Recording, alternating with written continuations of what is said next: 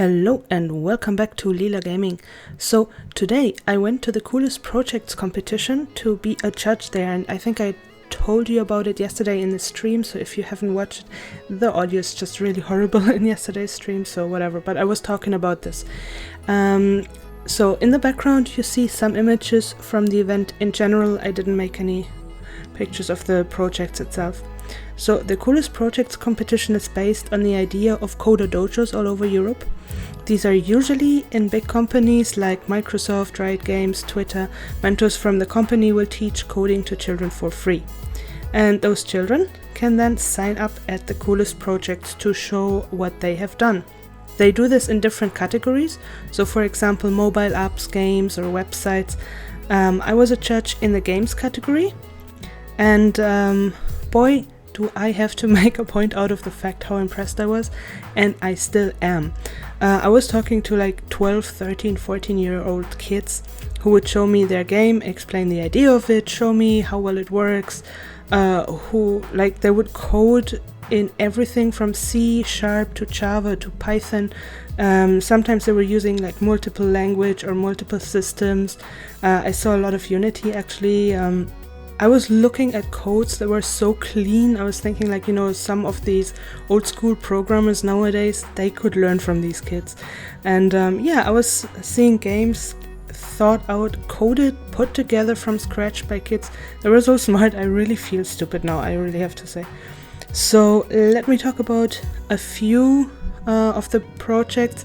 I didn't dare to make photos, I said, of the projects or the kids, because I thought that's probably not appropriate, but I will tell you about a few of the projects that had very original ideas. So there was a game with the idea to help depressed people feel better.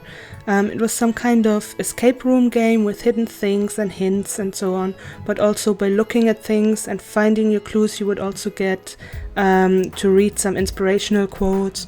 And all the rooms had a theme, and the last room was called Happiness. And the door was locked, so there was an exit door for that room as well, but it was locked and they told me it wouldn't open. Instead of that, it was telling you something along the lines of you need to escape your own mind, so kind of work on it to be happier again. So that's a really good idea actually for a kid. We really have to talk. This is like age group 12 to 15 that I had, so that's like really a good idea actually.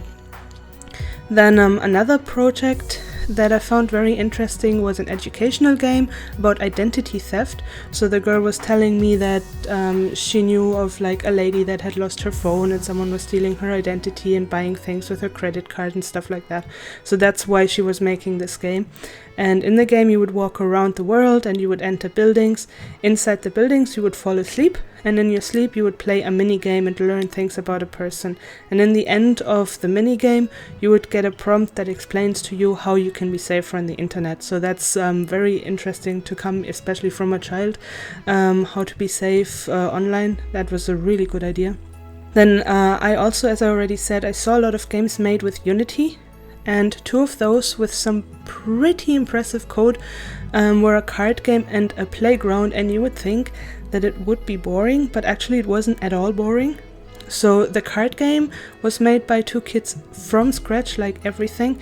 I mean, they thought up the rules for the game, they made the graphics, they made the animations, they wrote the code, they made it available to play alone or with the AI. They were working on an online mode and a mobile app, and they were even telling that they wanted to make it a board game as well. So they were like really advanced. They showed me the code, and boy, that was one beautiful code. I can't even, The other game that I found interesting as a concept was a playground that didn't have an objective, but the intention was just to play and relax. So there was like a platforming area, there was a pool and balls and boxes that you could throw around or stack or whatever. There were like some buttons that would open up other areas. You could shoot things even with like different guns that made different sounds and had different effects. Like, it was really cool. You could drive around with different cars or fly around. And although the graphics were like very, very basic Blender models, most of them anyway. The idea of the game was great, and I could actually see myself playing it like after a stressful day, you don't even have an objective, you just do stuff, So overall, this was a really great day with a lot of very, very smart kids, and they were behaving surprisingly well. I mean, considering how stressful this day was for them as well. They were great kids, I swear. So yeah, if you're a child or a teenager who wants to learn coding, or if you're a parent that has a kid who wants to learn coding, see if there's a Coder Dojo in your area. It's a great experience. I'm super impressed. And if any of the contestants is watching this, you did really well. You are the future of gaming. I'm telling you, keep up the great work. You are going places.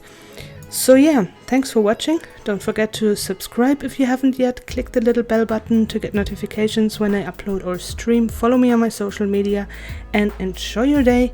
And I see you next time. Thanks for watching.